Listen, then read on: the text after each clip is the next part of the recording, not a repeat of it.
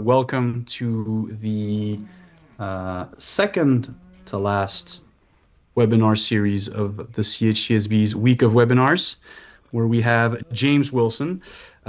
James has a little bit of a different background than the other speakers. He's a man from the field. James used to primarily work as a herds person across grazing and housed herds and different management systems.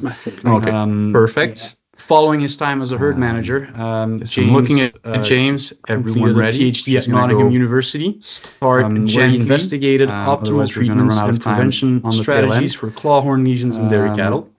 During his PhD, James gained vast range of experience trimming. I'll do a brief introduction of James for the people animals. Do not know who today's speaker are. Welcome to. Was fortunate enough to travel around the world to discover different webinar series of systems. CHCSB's Week of Webinars. And now James is based in Cornwall, where he works as a hoof health consultant. A little bit of a different background than the other speakers. And alongside from the field, part of his time as a postdoctoral James used to primarily work as a herds person, where he works grazing and housed herds on establishing a more robust genetic evaluation for lameness. Following his time as a herd manager, James Hoof Health Registry, which is the topic he's PhD at Nottingham University, where some other topics where James treatments and prevention strategies for clawhorn lesions in dairy cattle. His understanding during his PhD, James gained vast range of experience trimming, and he has a deep passion and for research evidence-based approaches to challenge lameness on farm, and works closely. Was fortunate enough to travel around several stakeholders such as farmers, trimmers, to discover different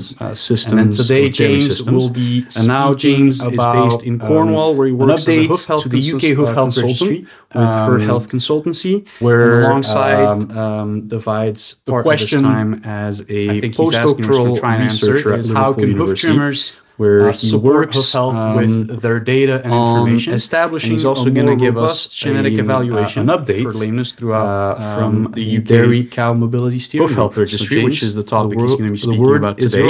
Thank you very much. Some other topics where James thank you all does very research much for on is I will just explain his understanding social motivators. My neighbours have decided to get some gardeners in today, hence why I've moved into the front room. And he has a deep passion for using evidence-based approaches to challenge lameness on farm, and works closely with several stakeholders such as farmers, trimmers, with two hats on vets today. to They're slightly achieve these different results. hats. And then today, James will be speaking about based at the University of Liverpool, an update to the UK Hoof Health Registry and the rest of his group, where we're trying to improve genetic evaluations for lameness. The question, and many of you, I think he's asking, we're just going to try and answer, is how can hoof trimmers through a range of support hoof health with their data and information? A little bit, and he's also going to give us where we're getting an update and sort of plans for from the future. The Dairy Cow Mobility Steering Group. Then the plan So is James, that we're going to just give a little bit of an update from the Dairy Cow Mobility Steering Group. So the other hat that I'll be wearing today is I sit as the Vice Chair for the Mobility Steering Group. I will just explain, we've gone through some noises, I hope exciting times my neighbours have decided to launch the gardeners in today, hence why I've moved into the front room. So hopefully that's not too distracting for anyone. If it is, just a bit of an update on where we're to with that, what we're trying to encourage hoof trimmers to do. So as Paul said, I'm going to sort of speak to you with two hats on today. There's other things that are just on the horizon. One is sort of dotted throughout this presentation as well that we're really excited about. University of Liverpool. So it's just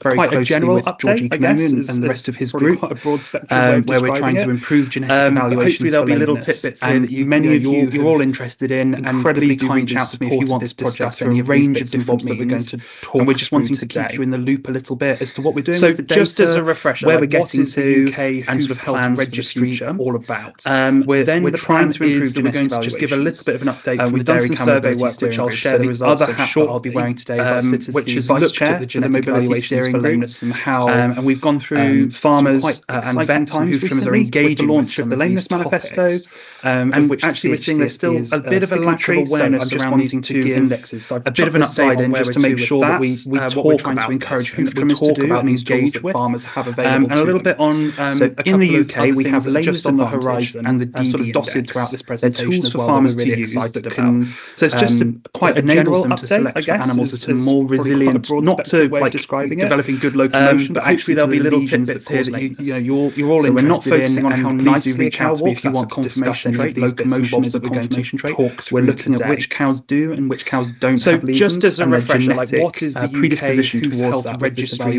all about?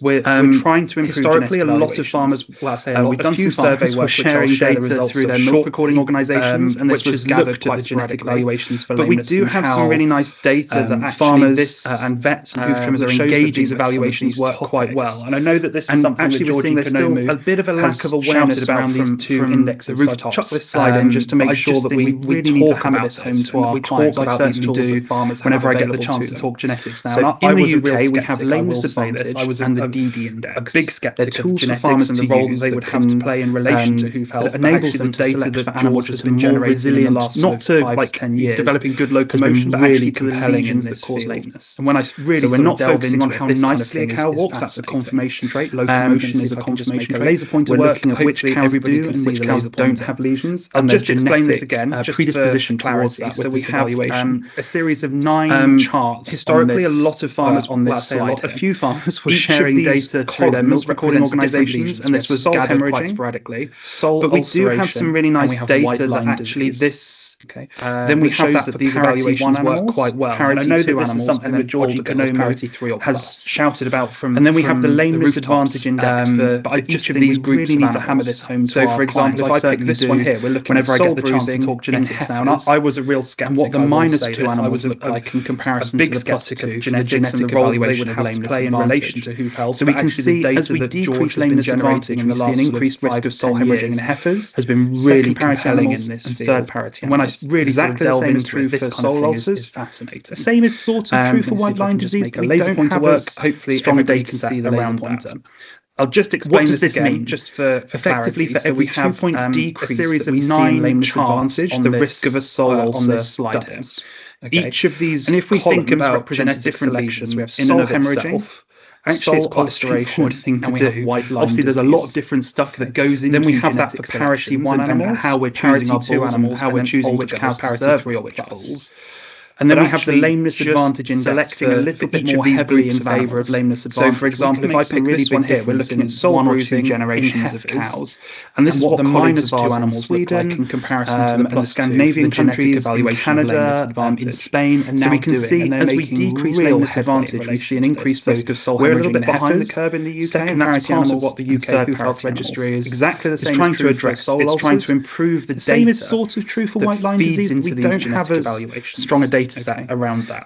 So we've been working. What does this mean? Hoof trimmers, like effectively for every 2-point decrease that we see in lameness advantage, the risk of a soul ulcer, big data set together of hoof trimmers. And if we think about genetic selection in and of itself, which we're working primarily with cloud to do. Obviously, there's a lot of different stuff that goes into genetic selections, and how we're choosing our bulls and how we're choosing which cows sort of main data streams that we have. But actually, just because it's very non-invasive, selecting a little bit more heavily we can work with lameness advantage, we can make some really big definition, and then 1 or 2 generations quietly draft data. And this is what colleagues of ours in Sweden, obviously, in the Scandinavian countries, in Canada, data off without the farmer having to do anything different. The whole idea behind it is that it takes. We're a little bit behind the curve in the UK, and that's part of what the Information Health Registry is and sign is trying to address. It's trying to improve the sum total of extra input we're asking from farmers, and the same with trimmers actually. For a hoof trimmer to be engaged with, so we've been working with hoof trimmers. We just asked you guys and girls farmers, to vets, read an information sheet, and if you're happy, you can ask questions. Big data set together. Get more information if you want, obviously. But once you've signed that consent form, we'll just work primarily with cloud. If anybody hasn't, so we're working agreed to share data with us, we'd really welcome the chance to have a conversation. And uniform. Those are the 4 sort of main data streams that we have. A really just because it's very non-invasive. Okay, so we've got about we can work with 9 farms to get farmers' permission to share data automatically, quietly draft data off. With what I've got just drafted out of this is a slightly tidier, clean we can quietly draft that data off without the farmer having to do anything different. The whole idea behind it is as a group of trimmers, we've had next to know off the top of my head about 60 information agreed to share data with sign it. So we're very, very grateful that sort of the sum total of extra input we're asking from this data is coming from, and the same with trimmers actually for a hoof trimmer to be engaged with our project.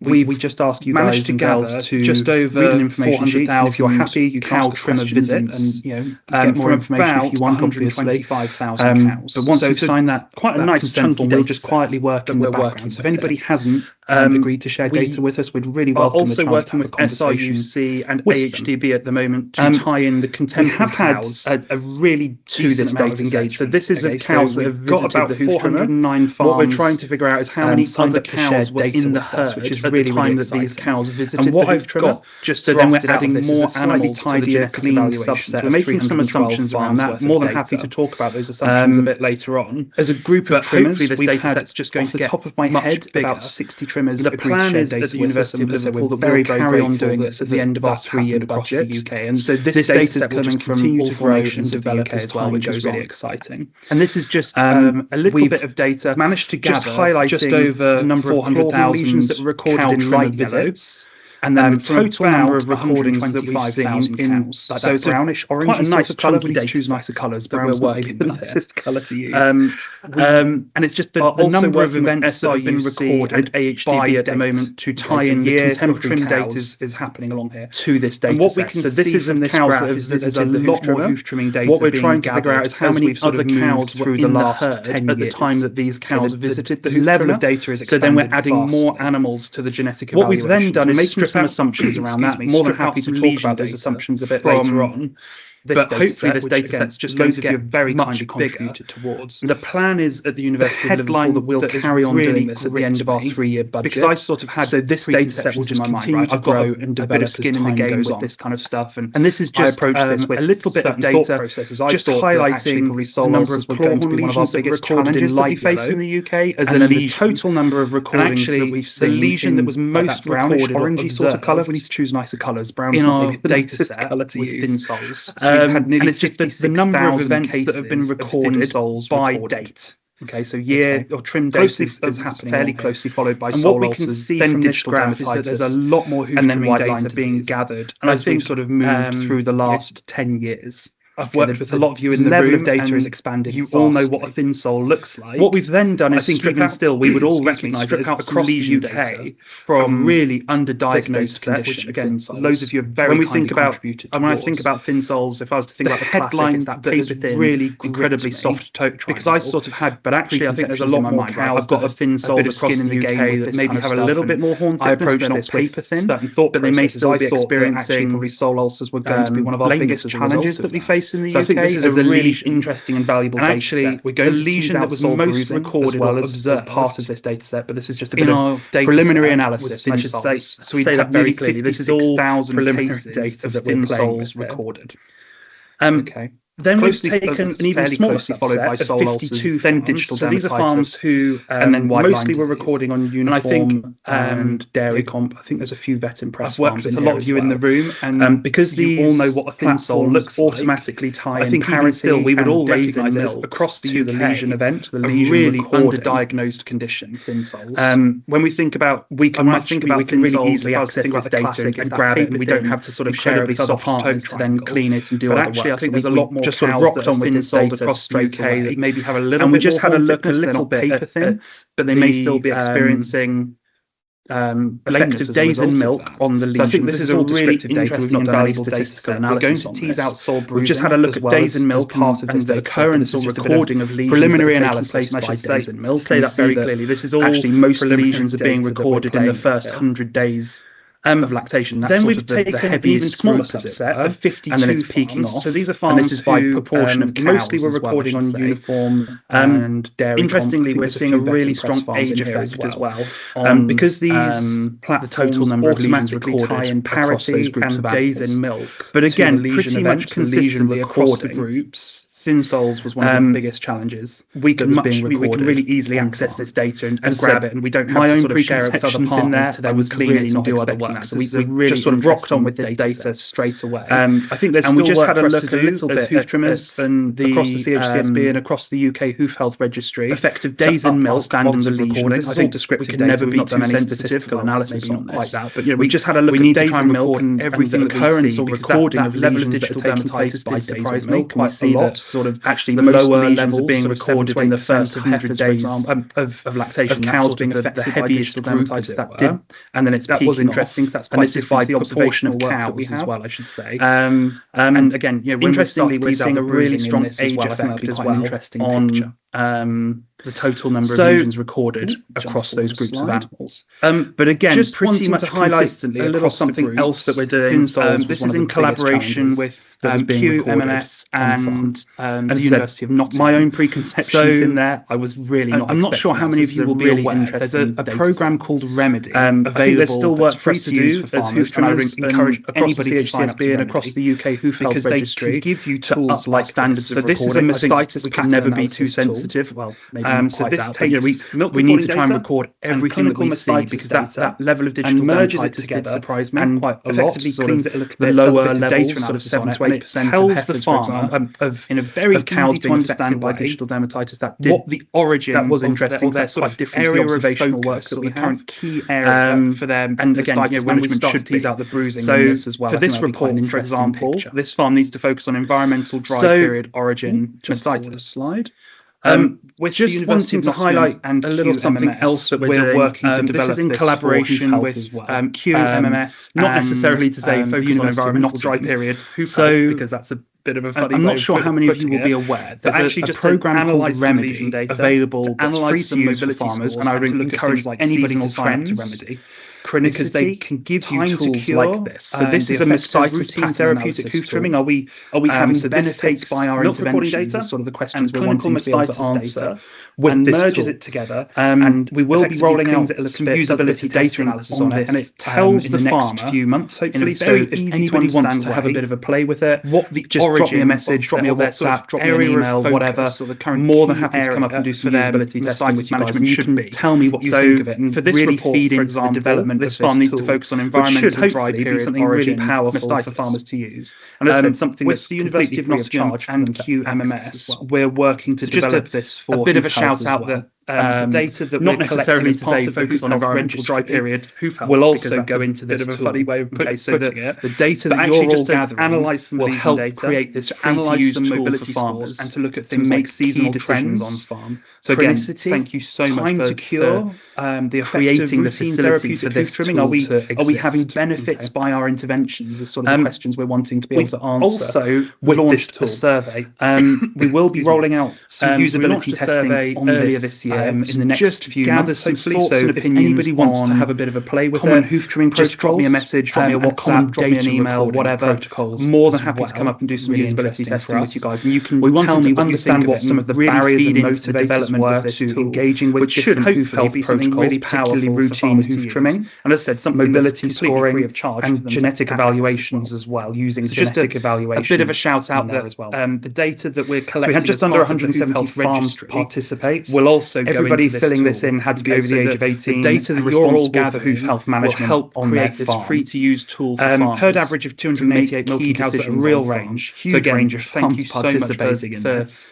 And what was really interesting, this tool just on the hoof trimming side of things, was that just over 3/4 of farms launched a survey, are routinely hoof trimming. So we launched in our study population earlier this year to just gather some thoughts and opinions on hoof trimming. The majority would be doing it once or twice a year. Common data we didn't ask any questions about when they're doing it. Are they doing it en masse? Anything like that. We wanted to understand what some of the barriers and motivators were. What would encourage you with different hoof health protocols? This little population of farms who weren't hoof trimming. Mobility scoring and genetic evaluations from hoof trimming your cows routinely. I'm not talking about trimming lane cows or anything like that. I'm talking about. So we had just under 170 farms, 100-day, 60-day dry off. Everybody filling this in had to be over the age of 18. And those farms for hoof health management on their farm actually gave us average of 288 milking cows, but a real range and huge range of farms participating in this today. And what was really interesting, the two biggest barriers hoof trimming side of things was that this entire just over 3/4 of farms, be that around mobility scoring, be that are routinely hoof trimming anything. People were just saying they do not have time to find out more information, routinely hoof trimming, the majority would be doing it once or twice a year. It's not very groundbreaking questions about when they're doing it. Are they doing it on mats? Anything like that at all? We have a bit of evidence. But we did ask them in relation to hoof health, what would encourage you to hoof trim your cows? This little population of farms who weren't hoof trimming. What would encourage you? We had a small subset of farms that actually your cows routinely. I'm not talking about trimming lane cows or anything like that. I'm talking about calving herds. Just that, and they 100 days, there was a real dry-off benefit. That kind of those more extensive style systems. And those farms, I'm generalising here a little bit, right? But within our actually gave us survey responses. There was a really distinct population of farms. I'm going to keep saying felt there wasn't the benefit to routine hoof trimming. Time and cost are the two biggest barriers that were presented. And actually, it's interesting. This entire solid number of farms, be that around mobility scoring, saying they were struggling to find a good quality. People were just saying they do not have time. I think there's some work here for the CHCSB find out more information a little bit louder from the rooftops about some of the good work that our trimmers are doing. And it's not very groundbreaking research, but it's quite useful. Just that reassurance, a bit of a vested interest. We now got like we have a bit of evidence to say that in relation to hoof health farmers, so I think we need to promote ourselves a little bit more actively because we do have decent coverage amongst the CHCSB. We had a small subset of farms that actually they made it very clear in their answers. A little bit more information on recording, and they perceived that there was a real lack of people using paper. So those more extensive style systems. About I'm generalising here a little bit, right? But within our farms, within our survey responses, there was a really distinct population of farms. Most of them would either be using just paper, so 23% were using paper, or 32% were using a combination of paper and actually it's interesting. There's been some really interesting work applied as well saying that they were struggling to find a good quality of antibiotic usage. Actually, I think there's some work shows that any kind of paper usage, shouting a little bit louder down on paper to about some of the good work that our trimmers are doing. There's a risk that error is going to transfer. We put in as auditors, obviously found quite substantial. A bit of a vested interest. Errors in recording antibiotic usage, which would be non-compliant. So I think we need to promote ourselves a little bit more actively because we do have decent coverage using paper who will not be able to engage with the UK Hoof Health Registry, a little bit which more is a real shame because on recording. I remember in a focus group I did there was a lot beginning of this year. I had one farm saying I've got all of this paper just under 50% of our farms, and I want somebody using an electronic recording system. He had a stack. Most of them would either be using just paper, so 23% using paper, or 32% using a combination of paper and electronic. Can you use it? Could you type it up? There's been some really interesting work kind of in other areas of animal health, particularly calf health and antibiotics. If we were to do that across this sort of, which shows that any kind of paper usage, even if you write it down on paper to transfer it to a computer, there's a risk that error is going to transfer across. Towards actually electronic recording. It was surprising actually how many farms recording antibiotic usage, which they were just using paper diaries still, or using. I had a few people using cow cards, just using cow cards who will not be able to. There's a lot of reliance on paper recording and a lot of skepticism, which is a real shame because I remember in a focus group I did how they engage with the computer, how safe is the saying I've got all of this paper, is there a risk that it might lose for somebody to use, and I want somebody to use. People have written into their response he had as well, sort of like that. And there's sort of this concept of being a sort of 30 or 40 cows on each page, but a technology native. Can you take a technology immigrant? Could you type it up? And people of a younger generation, generally speaking, are technology native. They've days and days born and raised. If we were to do that across this sort of 23% of technology or UK, computer wouldn't be particularly built into their education. But again, barriers with some of the older farmers towards electronic recording. It was surprising actually how many farms that they're nervous about that they were just using paper diaries still, or using I had a few people using cow cards still, not saying cow cards for quite a long time. Herd management still out there. Completely different fish. There's a lot of reliance on paper recording and a lot of skepticism and actually taking the time around talk through those is quite important. How they engage with the computer, how safe is the computer to use? Is there a risk that it might lose my hoof trimming records? Was what reporting and recording into their data on this as well electronically. And there's sort of this concept of being to sit with our farmer and show them how to prove they're putting maybe not technology native and a technology immigrant, right? To show them how of a younger generation, generally speaking, a technology native. They've been quite a useful born and raised, and just to talk them through what it means and what it looks like. Technology or them computer literacy built into their education. Infrastructure was another big one as well. Farmers in a lot of farms saying they didn't have Wi-Fi, or reliable Wi-Fi, were saying that they're nervous about using a computer because they don't know how to use it effectively, right? That's the key thing. They might know how to use emails, interesting like that one as well. So we asked our respondents whether they'd heard of the UK Hoof Health Registry, getting reports from a hoof, and we also asked them how likely they were to engage with us as a program. And I'd like to think we had a pretty decent response here. So 66% of farmers said they were quite likely or very likely to share data with us, which is data really nice electronically. Actually, just taking the time to sit with our farmer and show them how to share. We don't have maybe 66% of the UK's dairy farmers sharing data with us to show them how to open up all for feed. The next point is that we would be quite a useful thing to do, and just to talk them through what it still haven't heard it looks like. And what 62% of farmers answering might be quite a useful thing to do as well.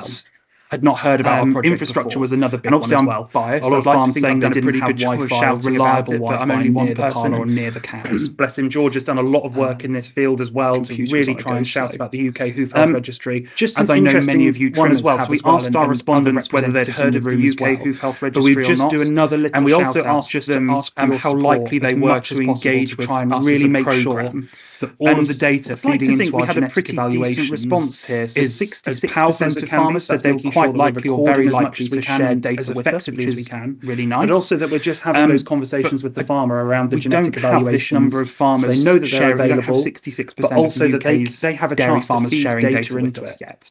And I think interesting. I wasn't going to talk too much about the next point is that I'll just highlight this chunk of farmers who still haven't heard the farmer group. 62% of farmers answering our survey, they felt if they wanted to take benefits or take advantage, not heard about our project system, or and obviously I'm biased. They felt they still had a pretty good job of shouting about it. They wanted to contribute to it. The sort of line of George has done a lot of work in this field as well to really try and shout about the UK Hoof Health Registry, as I know many of you trimmers have as well. If farmers want to use these genetic evaluations, they won't be shy to share. But we just do another little shout out. Just I guess what I'm trying to say is don't be shy in asking them. If you had really make sure just that all of the data feeding into our genetic evaluation. If you had a spare moment just to ask powerful as a farmer, have you heard about making sure that we're recording as much as we can as effectively. They're asking for a bit of data, but also that we're just having those conversations with the farmer around the genetic evaluation with them, so they know that they're available, taking advantage of these, but also that they have a chance to feed data. There's an opportunity there, is what I'm trying to say. It's really interesting. I wasn't going to talk too much about focus groups that we've done, but I'll just highlight this real I'll maybe sentiment rumble on through the farmer groups that we had of this presentation. That they felt if they wanted to take a bit of an update, take advantage of the steering group system, or I'll keep this one fairly brief. They felt they've got a bit of time at the end. They wanted to contribute in bits around the sort of line of if you want to benefit, you need to contribute. I think the first thing to say is I have to give a massive shout out to Owen Atkinson. If farmers want to use these genetic evaluations, they won't be shy to share their data. Sort of Cheshire, Shropshire area. So super nice guy. I'm sure most of you would know Owen. If any of you had a spare moment, just I say that everybody's time poor at the moment, but to work if you had a spare moment just to ask your next farmer, have you heard about this thing? So Owen helped to facilitate, and they're asking for a bit of data steering group. Actually, your farmer facilitate be a really good candidate for sharing some data with them.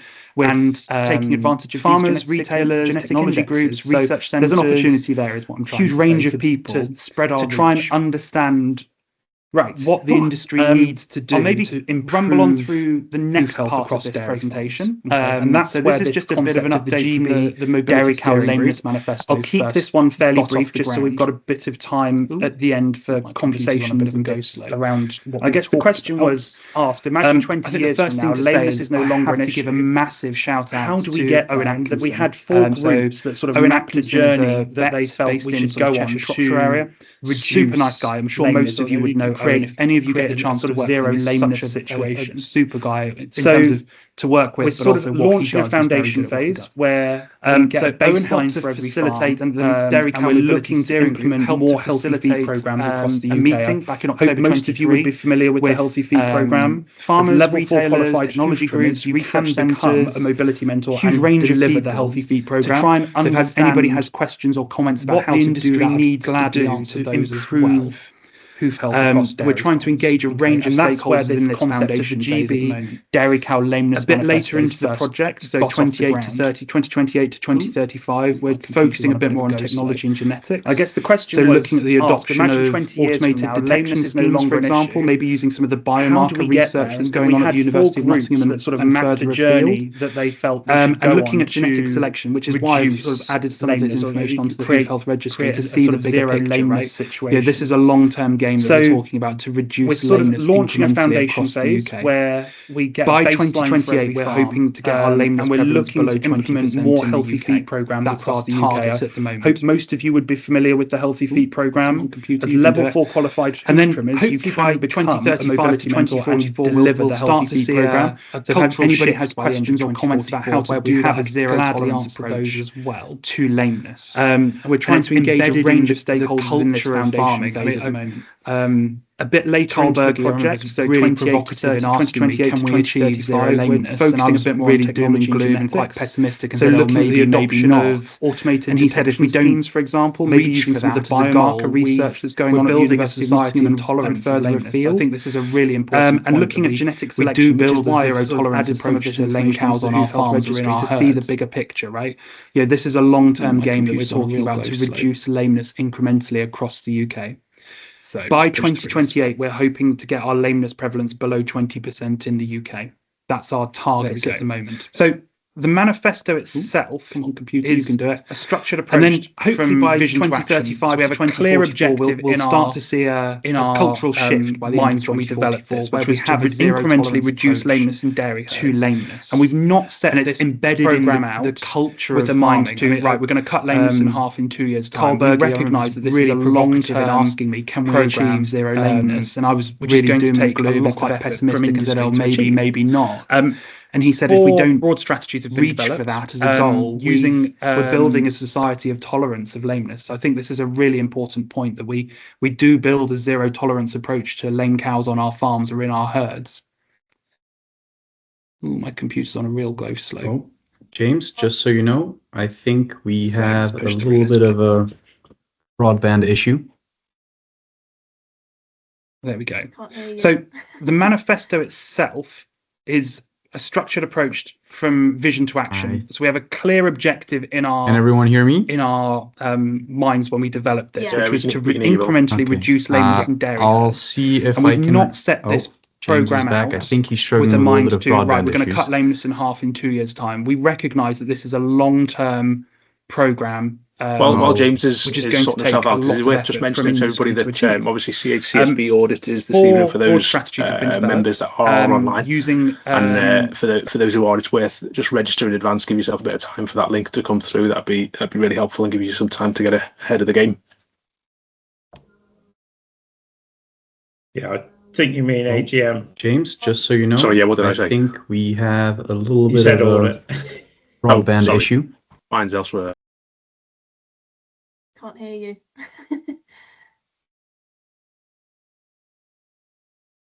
Hi. Can everyone hear me? Yes. Yeah, we can hear you, Will. Okay. I'll see if I can. Oh, James is back. I think he's struggling with a little bit of broadband issues.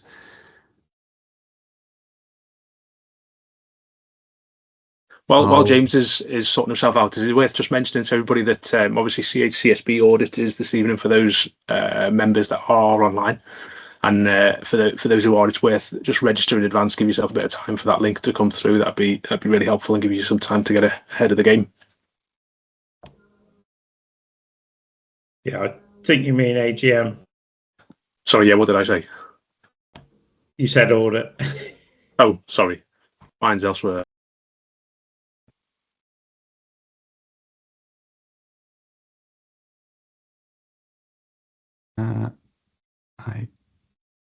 Yes.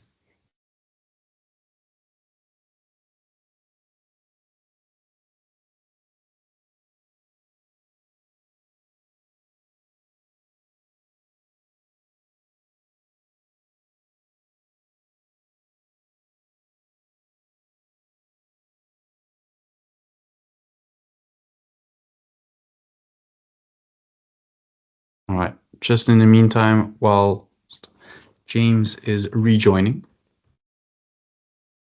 If you have any questions, feel free to put them in the chat or the Q&A.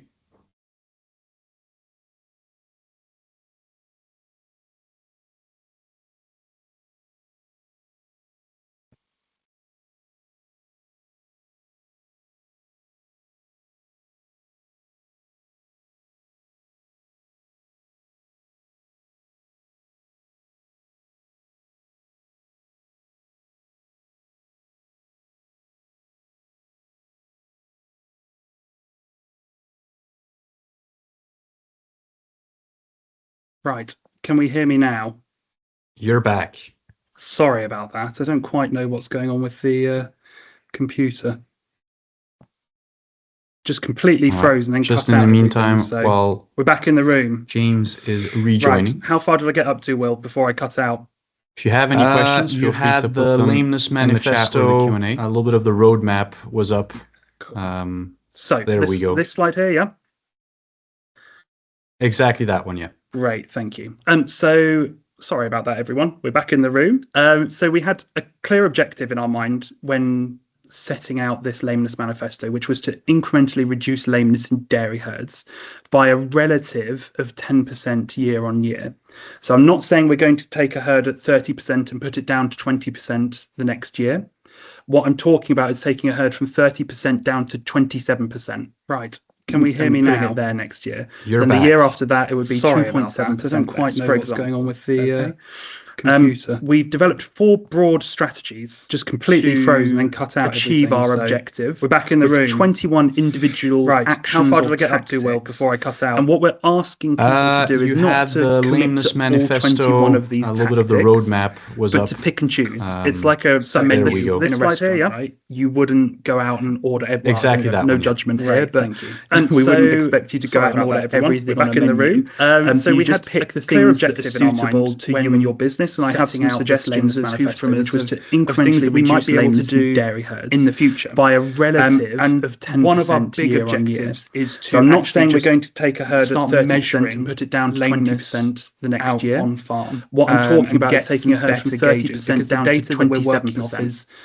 Starting to get a little bit long in the tooth. And the year after that, it would be 2 people that have done that data collection. But I think we really need to get an update on what the lameness prevalence is across the United Kingdom now. Achieve our objective. The data that's sort of reported by Beth Griffiths and Laura Randall is nearly 10 years old. And what we're asking people to do is not to commit to all 21 of these tactics. If our actions and strategies are it's like a menu in a restaurant. We would be aiming by the end of the lameness manifesto window in 2044 here, but be at less we wouldn't expect you to go out and order everything on a menu. And we have a huge range of industry suitable to you and your business. And I have some suggestions. I have popped a QR code of things that we might be able to do in the future. So this will take you to the one of our health and welfare websites to actually just start measuring. You can have a look at the actions. You can have a look at the press release that we've done on the lameness manifesto. Better gauges because the data that we're working off is have a bit of a look and a bit of a pick and choose as to things that might suit you. That's no anybody is working for an organisation that would like to become a co-signatory. We really need to get an update on what the lameness prevalence is. We've got about 27 now co-signatories at the moment. I mean the data that's sort of reported by Beth Griffiths and Laura Randall and the National nearly 10 years old now. Trimmers are another. So we do need to start. We have vet groups, we have supply chains, if our have research and strategies are successfully implemented, huge range. We would be aiming by the end of the lameness manifesto window in 2044, and that's what we're trying to achieve by bringing these different groups together with different perspectives. And we have a huge range of industry to stakeholders. We're trying to make sure that every base of these actions are covered. I have popped a QR code to the website on this. So this will take you to the ruminant health and welfare website. The hoof trimmers can do. We're in the room. And so you can have a look at the actions. We're working you can have a look at all dairy herds we've done on the lameness manifesto. Where they're starting. I think that's just really have a bit of a look and a bit of a pick and choose as to things that might suit you. Starting off by getting an accurate anybody is working for an organisation that would like to become a co-signatory. We would love to have more trimmers. There's a couple of got about 27 actual signatories at the moment. You can directly contribute towards by gathering trim records and helping and the National ID where some of these challenges are and where some of these bottlenecks are on vet groups, we have supply chains, for Action 3, I was thinking about this when I was writing this presentation, huge range of groups, and I remember when I was out trimming different backgrounds, and that's what we're trying to achieve by bringing these different groups together with different perspectives and different backgrounds. Sometimes, when did you last have a mobility score? Of these actions, what is your most recent mobility score data look like? I think it's very easy for us to jump in and just want to fix and want to, what I think quite rightly so, obviously we all want to help cows, so we want to under strategy one, we're working to quickly and effectively dairy herds, but just asking a question like, when did you last have a mobility score? Really, next time you're out on farm trimming, starting off by getting an interesting baseline is a big part of conversation, right? How are they getting cows to? And I just wonder, are you just getting cows at the back of the questions they're coming in from the paddock? You can directly finding cows whilst they're moving them around, gathering trim records and helping catch up with them, where some of these challenges are, where some of these bottlenecks are on farm. Feel free to answer bits in the chat as I go. For Action 3, I was thinking about this when I was writing other bits and bobs. So Strategy 3 is really looking at the adoption of best practice and gold standard protocol, even with some of the clients that I work with now. I don't think actually Action 11, there's a lot of stuff in Action 11 around environment. What is your most recent mobility score data look like? But actually, I think it's very easy for us to jump in and want to fix preventative training protocols. Quite rightly so, obviously we all want to help cows, we want to your audit process and find solutions as quickly and effectively as we can. You're following those, but just asking a question like, when did you last have a mobility score? Next time you're out on farm trimming, in upcoming years, there's going to be new evidence coming out around hoof trimming protocols, how are they getting, and what good treatments look like, and what good prevention looks like. And I think if we keep in the loop on those things, are they just finding cows whilst they're moving them around and struggling to Action 12 catch up with them, focused around sharing data and genetic gain a little bit. So again, you guys have a direct role to play there in other bits and bobs. So Strategy 3 is really looking at the adoption of best practice and gold Action standard 15 was just another interesting one in particular that popped up. And again, I was thinking about this. Action 11, there's a lot of stuff in Action 11 around when I was out and about housing and management much more full time than I am now. Just the adoption of good. I don't think I ever asked the question of who's going to pick all of you being between CHCSB members routine visits, going through your audit or process, my fortnightly routine visits, or my I'd like to think you're all following as I'm doing a great job of it. So you're already who's going to take responsibility for any cows that and you're mixed or the upcoming years there's going to be new evidence coming out around hoof trimming protocols, those and what good treatments look like and what good prevention who's going to catch the cow that falls through the net on those things. Just an interesting question to ask whilst you're out and about trimming next.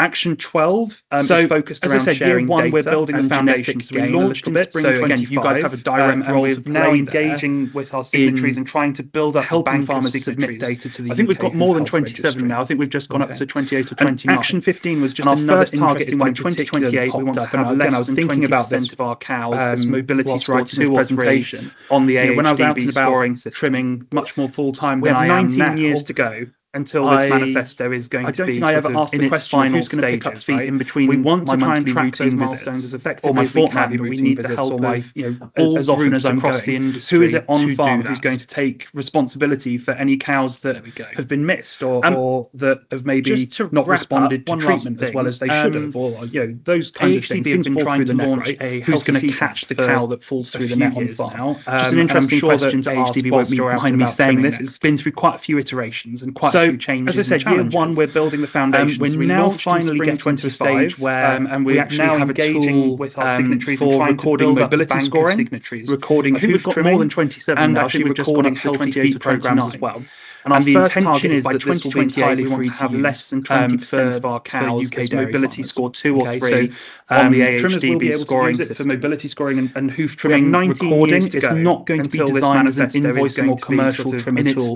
This is very much for farmers. We want to try and track those milestones as effectively as we can. We're just about to launch some usability testing on this app, which is really exciting. Again, if anybody wants to have a play with the app and try and break it, give me a shout, because I'd more than welcome any kind of feedback on this. One last thing. And be that you're looking to do some mobility scoring, you're looking to do a bit of hoof trimming, or you're actually wanting to do a couple of healthy feet programs using it. And I'm sure that tools built into the app, me saying this, is been through quite building farmer action plans, changes and doing whole farm risk assessments. We're now finally getting to a stage there as well. We actually have a range of reports we can generate recording mobility scoring, hoof trimming data as well.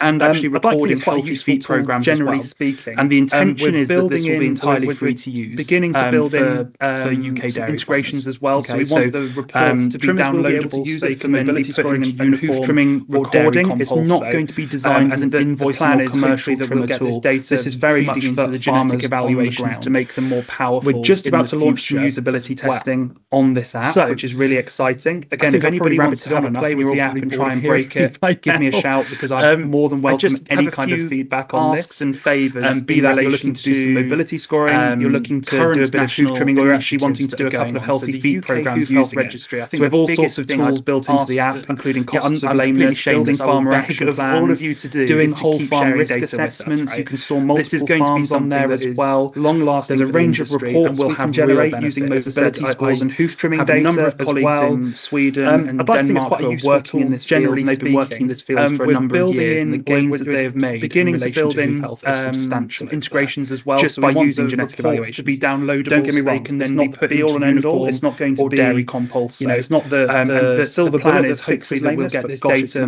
feeding into the genetic evaluations to make them more powerful. And keep an eye out. We're going to run a few more focus groups and do some usability testing, as I talked about. I think I've probably rabbited on. So there's plenty more opportunities to get involved with us. I just thank you so much to those trimmers who have been involved in our focus relation. We've had some really useful insights current around farmer data and ownership and perceptions of data Hoof Health Registry. I think the biggest thing I'd ask with the lameness manifesto, shameless, I will really encourage all of you to do have a look at keep sharing data link that I've put. This is going to be something that is long-lasting. Have a look at the link, and we'll have real benefit. And shout about it to your clients, because have a number of colleagues know that Sweden and Denmark who are working in this field, and they've been working in this field for a number of years, and the gains that they keep up to date with the audits.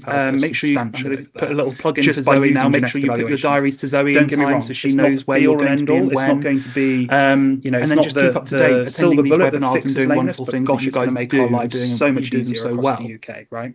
And then with the Healthy Feet app, we're going to run a few more focus groups year, do some usability testing as I talked about we're aiming for earlier. So there's plenty more opportunities to get involved on your inboxes for a bit of an invite just to have a play around with the app and involved in our focus groups, and we've had some really useful insights. Any questions or comments you have my ownership and perceptions of data as well. Otherwise, I will shut up for a minute. With the lameness manifesto, thank you all so much for dialing in, you all to and have a look at that today. I really appreciate link that I've put. I'll make these slides freely available. Thank you very much, James. Have a look at the link. We've had a question and come shout in about it to your clients, because not a little bit in the beginning, which George has partly shared an answer, but I think you might also be able to shed some light. I say keep up to date with the question was from Paul Duran. I'm going to put a little plug in for Zoe now. Make sure you put your diaries to Zoe in time, so she knows where you're going to be and when. The genetic and just keep up to date, correlation or link between white line defects. And then with the Healthy Feet app, we anticipate launching it next year at one of the big dairy events. I think we're aiming for earlier work suggested that white line defects was barely heritable. For a bit of an invite, just to have a play around with the app and try and break it. So that it was mostly management related. Any questions or comments? Yeah, no. So it's really interesting when I think about white line disease. I will. Shut up for please don't take this as a criticism. Thank you all so much for dialing in. I think actually sometimes we over-diagnose white line disease. And we will see. Thank you very much, James. White line separation. Had a question that come is in. Not lameness causing, which I think has a little bit in the beginning, which George has partly shared an answer, but I think you might also be able to shed some light. White line disease. The question was from Paul Duran. So lameness causing white line disease, I think, is very separate to a bit of white line separation, and so that might explain some of the discrepancies correlation or link between that we see in some of the heritability studies. White line defects. So I know the work that George has done shows pretty nicely that there is it's not as strong as Paul mentioned and sole bruising, but there is still a heritable link that there. White line defect I think was barely that heritable. can only improve with more robust data feeding into this and as well. That it was mostly management related. What you get to get is it's really interesting when I think about white line disease. I mean, that's please don't field observations of any trimmers in the room. I think actually there's any robust data around that, but it's amazing how many times we will see. I sort of that's not line CHCSB trimmers explicitly, not lameness causing, which I think has a different even farmers as well. Causal that way because that's a little bit of white line separation, a little bit of white line pathogenic white line disease. Is that a problem? Is that so? Lameness causing lameness? Is it causing discomfort? Very separate to. Is it going to? Is the other interesting question. That might explain some of the discrepancies on that. But that we see in some of the heritability. So I think actually focusing a little bit more on that. So I know the work that George has done shows pretty nicely. There is it's not as strong as sole ulcers and sole bruising, but there is still a heritable link there. Thank you. Really helpful. That can only improve in your spicy more opinions, robust but I'll data ask you another time. Feeding into this. Paul had a follow-up question. What you get at is we potentially over-record it. Is that you think it's part of James, you being surprised I don't about have any robust level data around that was recorded, it's amazing how many times 7%. I sort of versus what you see in practice. CHCSB trim isn't explicitly. It's could you share out some in the big wide world, right? And even farmers as well. I'll talk about my own sort of white line separation. A little bit of white line. There's some. So if anybody gets the chance, is that a problem? Is that I'm going to say her last name wrong? I'm causing lameness. Is it causing discomfort? Wendy Van Winden. Is it going based at the University of Nottingham. She's actually based in Devon/Cornwall. I've got spicy opinions, but she's doing some work with the University of Nottingham. So I think actually focusing a little bit more on that digital dermatitis sensitive.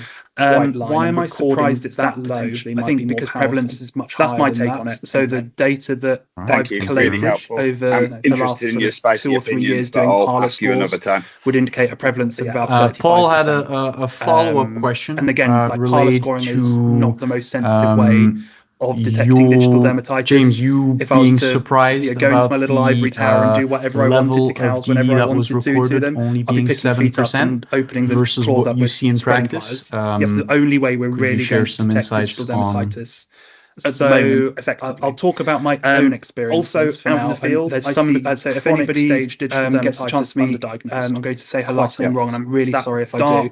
It's not even Wendy Van Winden, based at the University of Nottingham. She's actually based in Devon/Cornwall, and she's doing some work with the University of Nottingham. She's getting some prevalence data on digital dermatitis. I just missed that little nub of skin. Why am I surprised it's that low? I think because prevalence digital space. It just looks a bit so the data that I've collated over the last sort of 2 or 3 years doing parlor scores would indicate a prevalence or of about 35%. At least under recording some cases of digi. And again, there's also parlor scoring is I was just interested thinking about it because you've also got digital probable bias from the point of view of people who are sharing data with the health registry are more likely to be more engaged herds or at least talk to their vets more or perhaps have better control anyway. The other thing is in terms of herd level prevalence at the moment effectively. It's a different thing in terms of what's recorded through a trimming crush, unless someone's really vigilantly checking that dark every single interdigital space of every single foot that comes through their crush. And even then, if they're not doing a whole herd trim, I still do it now sometimes. They're still only trimming the cows that I put in front of them. So just missed that little. I mean, we're looking at prevalence, that's prevalence data there that I've talked through above the interdigital space that just looks a bit thick, might tell a very. You open up the claws, and it's red inside. Might tell a very, very I think we probably all fall into potentially missing or at least under recording some of these conditions. But there's also, I was just interested thinking about it because you've also got probable bias from the point of view of people who are sharing data with the Hoof Health Registry are more likely to be more engaged herds or at least talk to their vets more or perhaps have better control anyway. The other thing is in terms of herd level prevalence, it's a different thing in terms of what's recorded through a trimming crush, unless someone's really vigilantly checking. I was about to say, several people have every single interdigital space of every single spot that comes through their crush. Then there's not, and even then, if they're not doing a whole herd so trim, far.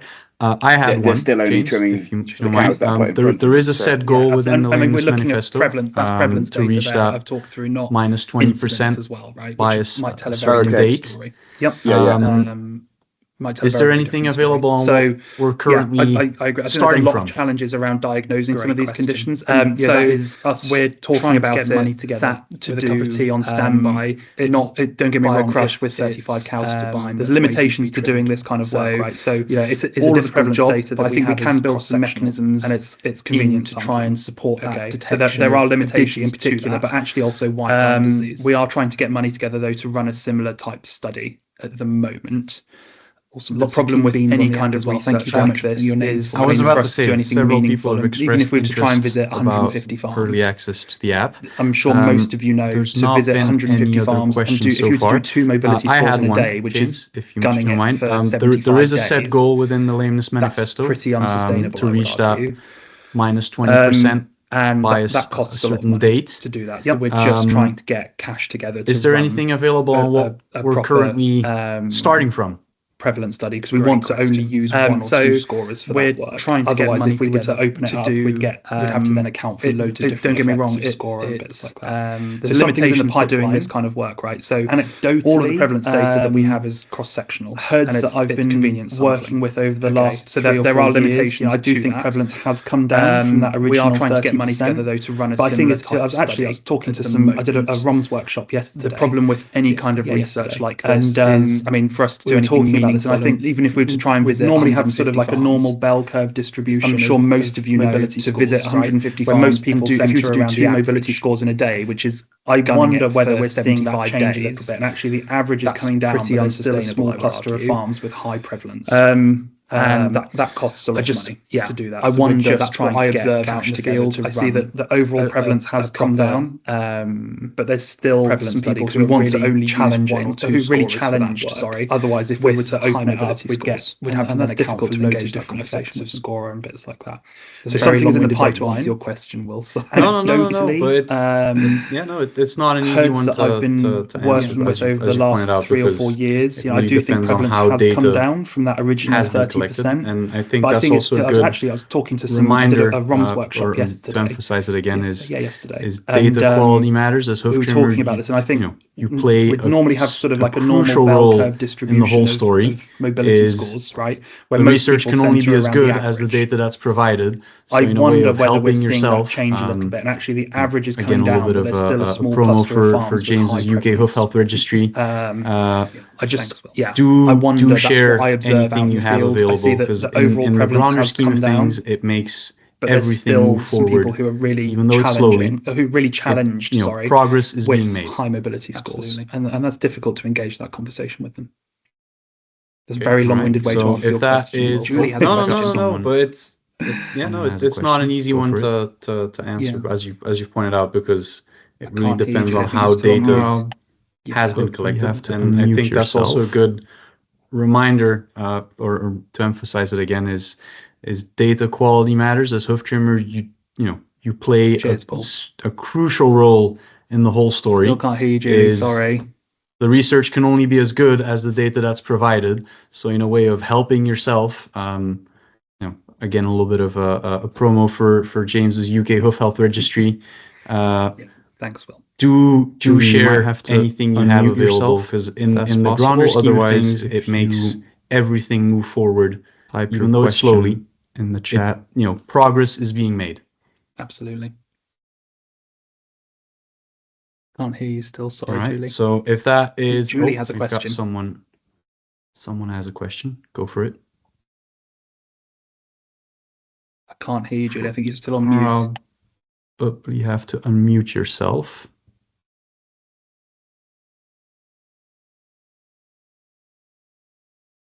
Technology is meant to make these webinars really easy, isn't it? It never does, eh? Still can't hear you, Julie. Sorry. 5 years later, we're still struggling with technology. So I managed to kick myself out of my own webinar, so I'm doing pretty well, eh? Myself.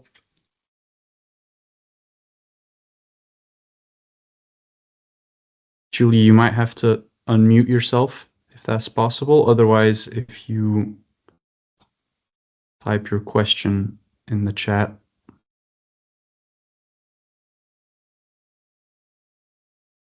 Can't hear you still. Sorry, Julie. James, you better be ready. It sounds like a long question. I'm primed.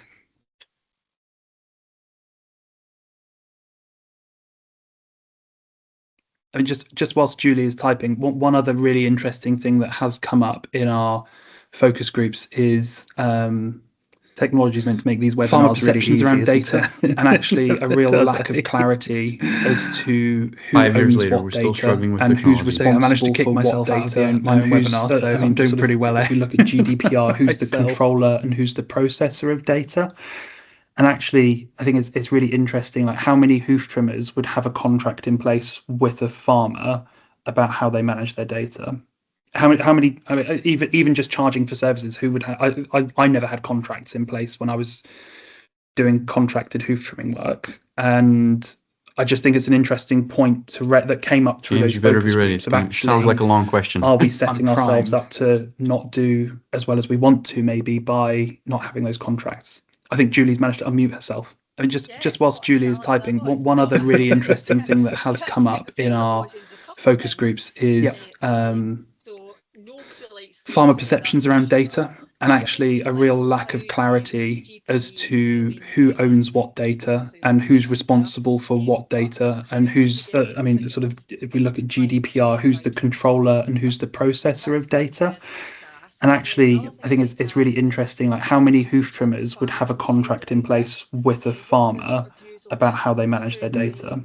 How many? I mean, even just charging for services, who would have? I never had contracts in place when I was doing contracted hoof trimming work, and I just think it's an interesting point that came up through those focus groups of actually, are we setting ourselves up to not do as well as we want to, maybe by not having those contracts? I think Julie's managed to unmute herself. Yeah, of course. So the timescale on it was set out to be in a similar time frame to the soy manifesto. We felt like that's something that farmers engaged with, and then we sort of worked on what would be socially acceptable to industry and to farmers and the general public, and what was sort of achievable. And some of the data that we have highlights that a 10% incremental reduction year on year is quite achievable to most farms. And I agree with you. Like I have clients with amazing infrastructure who would be 8, 9, 10, 11, 12%. But again, if we to sort of go back to this sort of so this challenge that Carl Berger gave me, I said, like, I've got herds that are in really good nick, they're at 8%, and he said, yeah, but if you aim for less than 5, you aim for 0, and you get to 6 or 7, or you get to 4 or 5. The timescale on it was set out to be in a similar time frame to the soy manifesto. We felt like that's something that farmers engaged with. I think there's a risk. And then we sort of worked on what would be and actually like socially zero tolerance to culture industry. That we have. And don't get me wrong, when I'm saying zero tolerance, Julie, I'm not. And what was sort of achievable. I'll judge people based on some of the data, what they wear, and what drink they order, highlights and all sorts of stuff like that. But I wouldn't judge people year on year, right? It's quite achievable to most farms. This sort of culture shift needs to take place where we agree with you, like we have to tolerate it anymore with amazing infrastructure. So that's where this sort of 5% by 2044 has been 8, 9, 10, 11, 12%. So if we started again, if we to sort of go back to this incremental reduction, this challenge that Carl Berger gave me, I said is achievable and is quite realistic, really good. It's quite sort of palatable. And he said, yeah, but if you aim for less than 5, you aim for 0, and you get to 6 or 7, or you get to 4 or 5. Gosh, that's a real achievement. And I think I used to do this a lot, and I think there's a risk that we make allowances.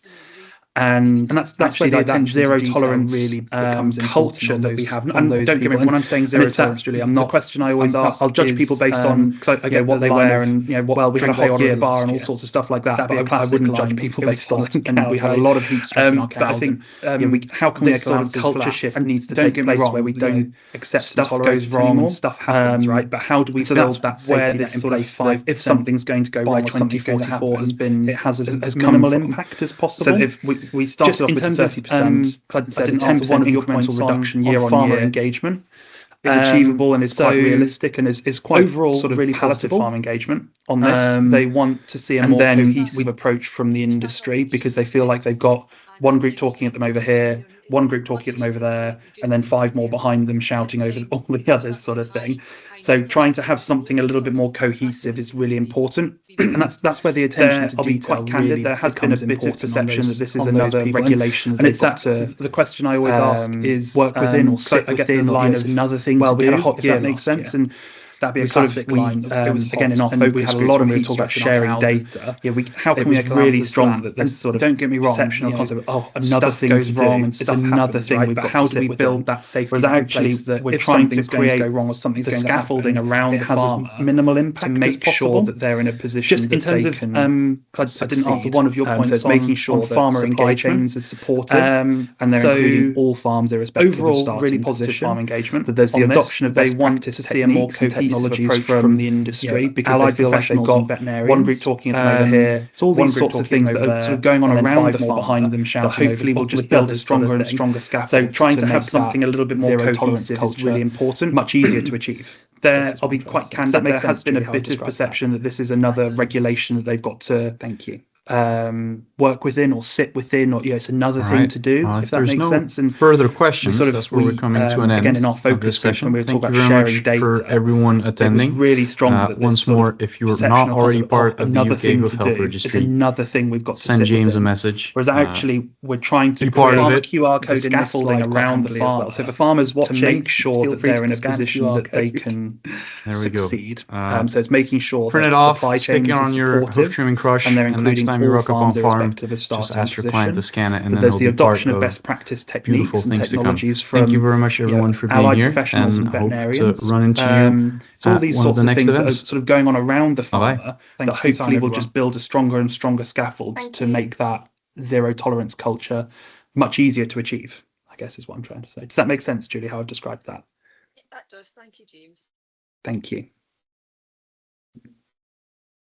All right. Well, if there's no further questions, that's where we're coming to an end of this session. Thank you very much for everyone attending.